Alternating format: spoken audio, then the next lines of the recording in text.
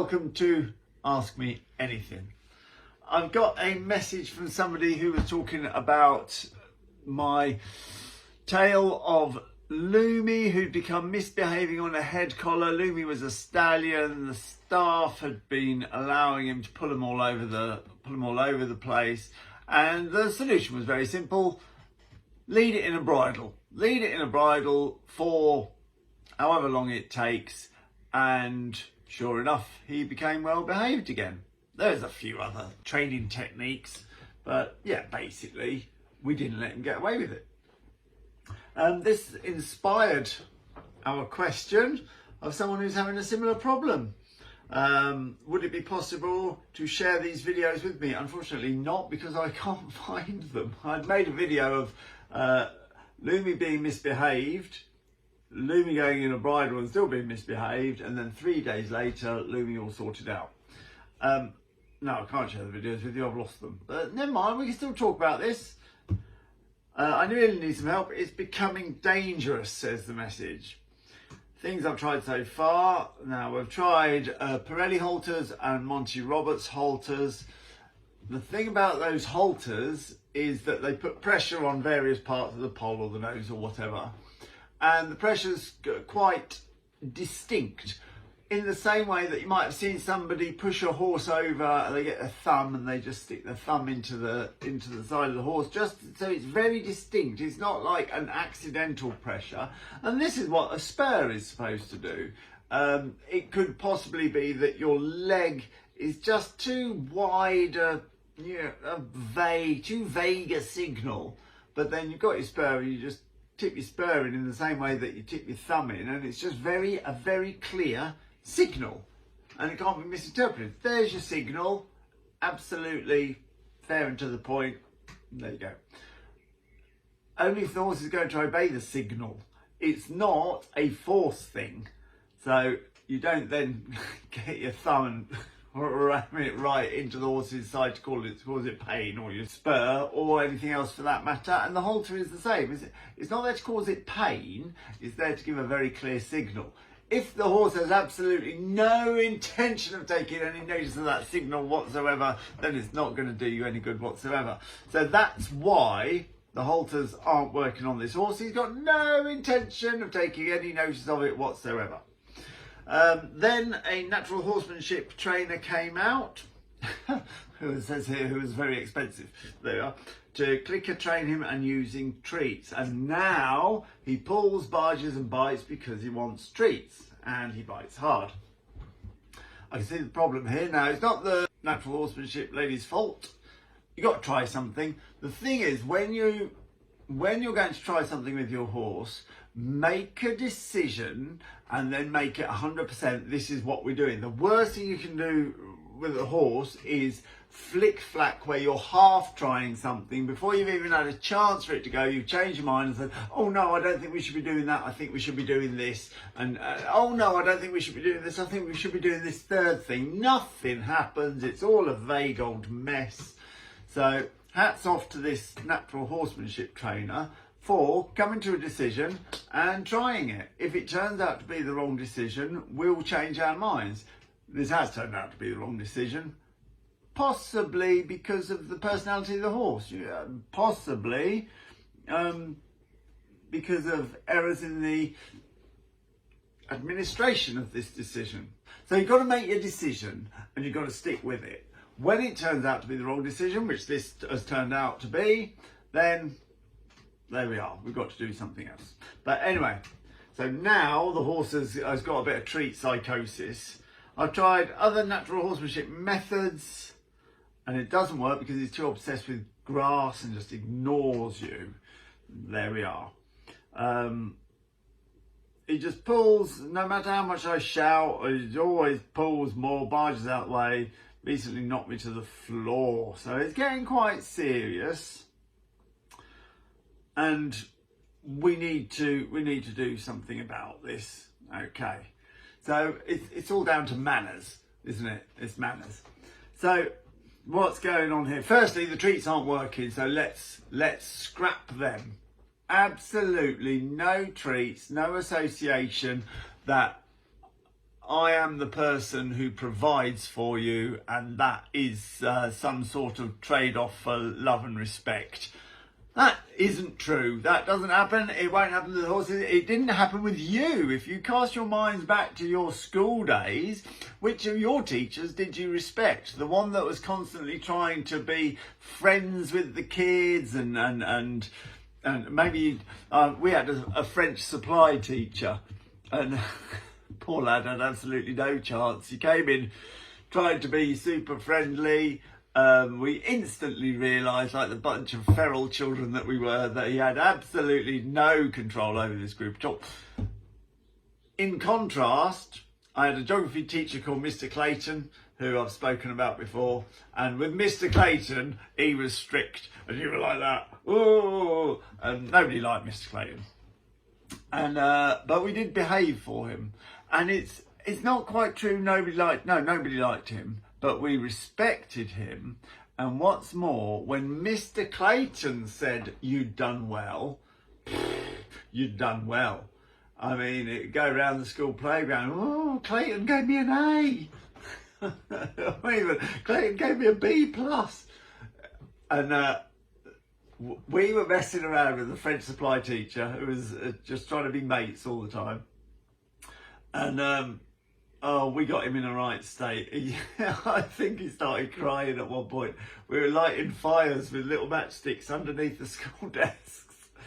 Honestly, horrible, horrible children. The whole class was absolutely rowdy, all over the place. And I think we went out for a blub. And we thought that was way marvellous. And of course then, 5 minutes later, the door smashed open and in strides Clayton. "Right, what's going on here?" And the whole class went from boo, boo, boo, boo, boo, ah, to whoo, pretend to write. And instant. So it's no good trying to be your horse's friend or be associated as the treat fairy or the food fairy. That all has to stop, and this whole disrespectful pulling you about and biting you is the key to it. The disrespect has to stop, and so there's no way that treats is coming into anything from now on. Now this might break your heart a little bit. You might be like, "Oh God, I really want to have a nice relationship with this horse, this fabled unicorn and elf type relationship." And here's the weird thing. I do have that relationship with my horses, and it is as nice as what you could think it is. But that relationship comes on the other side of respect. So we've got these horses, and from the moment we start, I want them like that. If we're on duty, I want them like that. They can have their friends in the field. They can mess around in the field. The second that I turn up, I want them like that. And so from leading down, so the head collar goes on, and I want them like that. I don't even want them putting their head to the floor, grazing, and I have to bend down to get the head collar on. Pick your head up. Pick your head up, stand there. So there we go. When we're leading, I want them leading shoulder to shoulder, shoulder to my shoulder. I don't want you going on ahead, and I don't want you lagging behind. I want you at my shoulder. And if you have, and also, I don't want to slow down my pace so that we're shoulder to shoulder, or speed up my pace I'm going the pace I set, and this bloody horse can speed up if it needs to speed up, or it can wait for me if it needs to wait for me. I'm quite about it all. I want you like that. When we're in the stable, I don't associate with the food. I put the food in, but I don't expect any kind of, "Here am I supplying your food, I'm the food fairy, you're going to love me forever." From the horse's point of view, the treat fairy, the food fairy, especially if the treat fairy thing is going wrong and the horse is having to bite and barge in order to get at the treats, from the horse's point of view, this is no fun at all.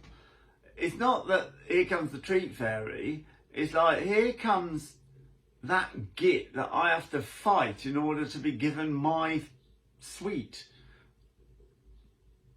Oh God, here they come again. Right, get my fighting clogs on. I've got to fight this person in order to get, I mean, it's not nice. There's nothing nice going on here at all. That's why they have to stop. So I don't want to carry that on with the food either. So open the stable, put in the food, and try and disassociate myself as much as possible.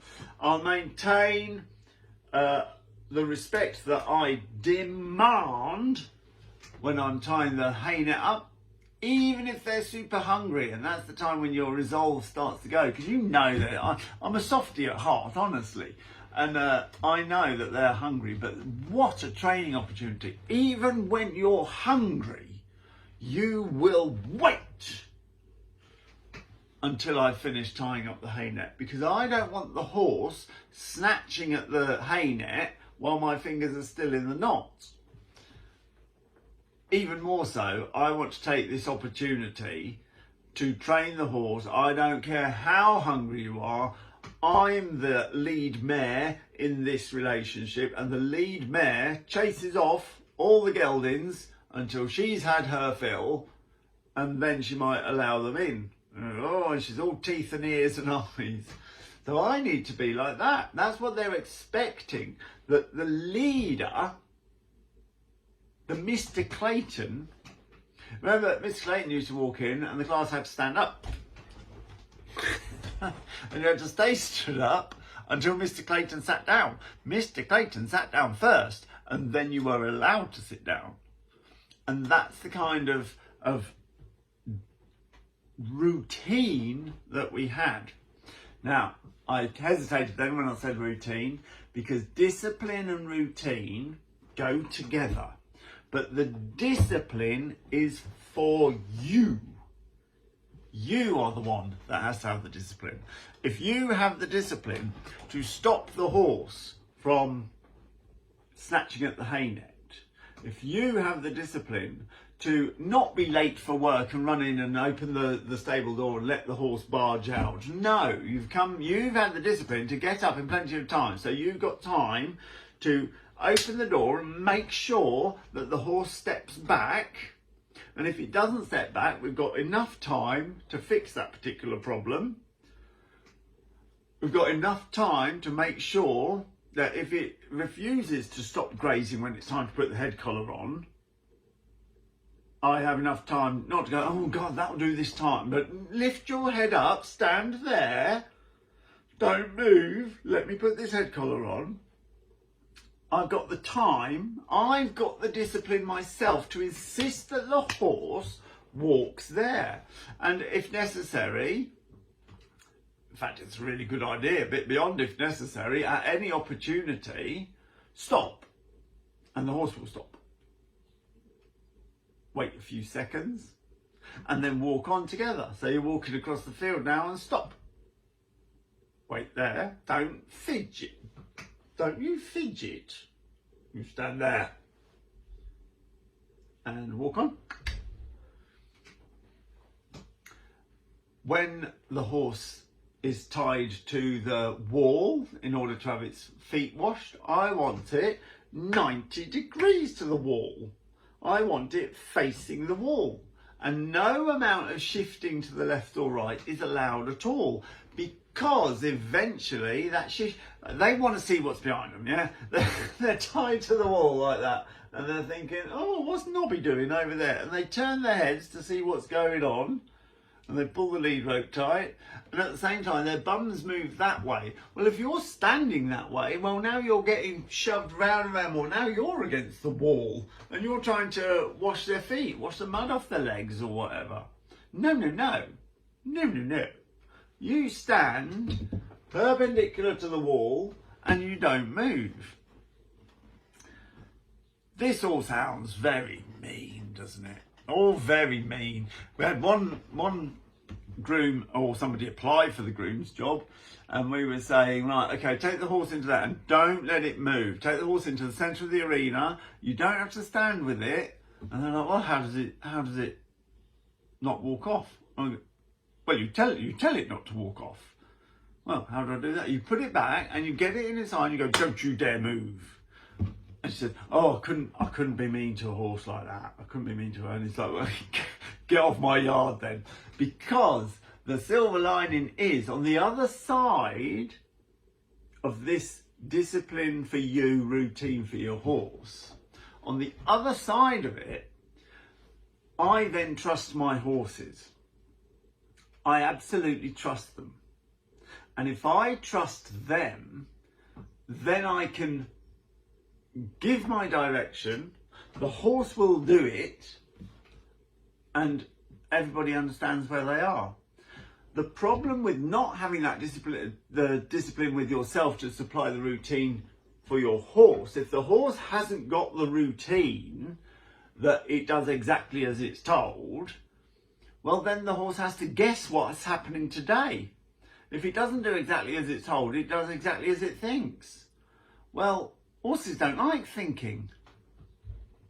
In fact, thinking for yourself is a stressful thing to do. Thinking how you're going to rob the treat out of your owner's pocket today is stressful. If you just get told what you're going to do and you just do it, it's actually quite a relief. Well, once you're in that routine, the horse is feeling relieved that you're telling it exactly what to do. It doesn't have to think for itself, and then it trusts you utterly and completely that you've got everything under control. So now we're in a situation where I trust my horse trusts me, it doesn't have to think for itself. I say what happens, and that's what happens. It's having that discipline for yourself and being willing to accept that. Now, this is going to sound weird, that the horse won't like you. It's not the job of the horse to like you. The horse isn't going to be your friend. But if you get that discipline first, the ironic thing is that the horse does become your friend. And we've got 11 or 12 horses at the moment. They're so hard to count, they keep moving. 11 horses, all with the same attitude, that when they're with me, they don't have to think. I'm going to take care of everything. I'm going to sort it all out. The downside for them is if they start thinking for themselves and moving anyway, I'm going to be on it. Apa, you stand there. But of course, as the years go past, that happens so rarely. In fact, it doesn't happen. So now I can take a horse, drop it wherever I want, tell it not to move, and go off, and it will just wait for me, which is a lovely feeling. So that doesn't happen at all. I totally trust my horse totally trusts me. I still do exercises to reinforce that. I put the food down, and then they don't go and get the food. A bit like, you know, when you get the dog, you should put the dog's food down. The dog doesn't come in and barge you out the way. The dog, in fact, Valco, he's a big dog. You might have met Valco a couple of times. I put the food down and I go sit. I give him a job. Sit. Put the food down. 2, 3, 4. Good boy. And walk off. I do exactly the same with my horses. I tie out the hay net. Don't you come near me. In fact, if I'm honest, I don't even have to say that. They just go to the back of the stable and they wait. How lovely is that? They go to the back of the stable and they wait. I tie out the hay net. And I go, good boy. And I walk away and they walk forward. It's the most wonderful dance of responsibility. What else do I do? So I make them wait for their food. I make them wait for their hay net. I make them walk at my shoulder. I stop regularly on my way back from the field. So we'll walk, I don't know, 15 seconds or something, and then I'll stop. And I'll give a little whistle because I like that. And I stop, and there's no pulling on the lead rope, just stop. I've had a few horses where the lead rope isn't good enough and I've had to go to the bridle. Teak's one of them. You've seen Teak, he goes in all the studios and what have you. He's as good as gold now, but he wasn't. He didn't come like that. Oh, the amount of times that myself and other staff members have been towed across the field hanging onto his lead rope. He's a big horse. He really is. And you just can't have that. In fact, I persisted for 3 times. I got dragged through the nettles and the horse poo. Happy days. And then it's like, I can't do this again. And this mustn't happen to my staff because we'll have an accident here if I don't get in control of this. And we had a choice of a chiffney or a bridle or a head collar. And if the groom was smaller, he had to be led in the chiffney. Sorry, chiffneys are harsh, but what can you do? Let's be sure what we're dealing with here. We're dealing with an animal which has more muscle in one of its legs than my entire body, intestines and all. So you must control it. You don't want to be wishy-washy, oh, well, I don't like leading it in a bridle. You must control it. That determination, don't wait until you've had some sort of mishap. If the horse is pulling you over and stepping into the verge and then having a little munch because it wants to, well, one day that might be the horse deciding to go and have a munch in the verge when you're out and about, and actually ignoring the fact that it's treading in a pushchair that was happening to come past. And if that happened and you're going to prison and you're national news, oh, you'd suddenly find the determination and the discipline that you're not bloody doing anything, but you're too late then, you're national news, and, and you've caused a horrible mess. How about finding that determination before it happens? If it can't step into the pavement and into the pedestrians, then it can't step into the verge. So find that discipline, because ultimately the kindest thing you can do is give a horse manners. If your horse then goes on, you emigrate to Australia and your horse goes on and it's got manners, then it will go to one house and it will stay there.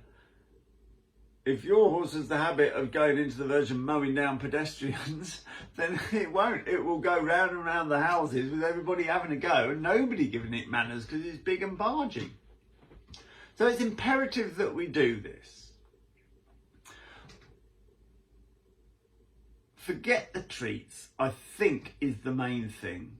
Harden your heart and bear in mind that you are giving your horse the greatest gift. If you have to lead it in a chiffney, if you have to lead it in a riding bridle, then do so. There's an old saying that it's better to use a harsh bridle lightly than a light bridle harshly. And the same applies to head collars. Nobody wants to be smacking them in the mouth with the head collar, yanking on the rope and shouting, "You bastard," when you could just have a bridle on that gives you control, and you must have control, and use that control to teach your horse that it has to do what it's told. When it does what it's told, it realizes that life's easy, it breathes a sigh of relief, and when it's relieved to do what you tell it, and when it trusts you, then you can go back to the head collar because there won't be an issue. Be the leader that your horse desperately wants, even if it doesn't quite know that it wants it as much as it wants that polo. Thanks very much. I hope this has answered your question. Of course, if you've got any questions, stick them in the comments and we'll have another session on Ask Me Anything. Thanks for listening.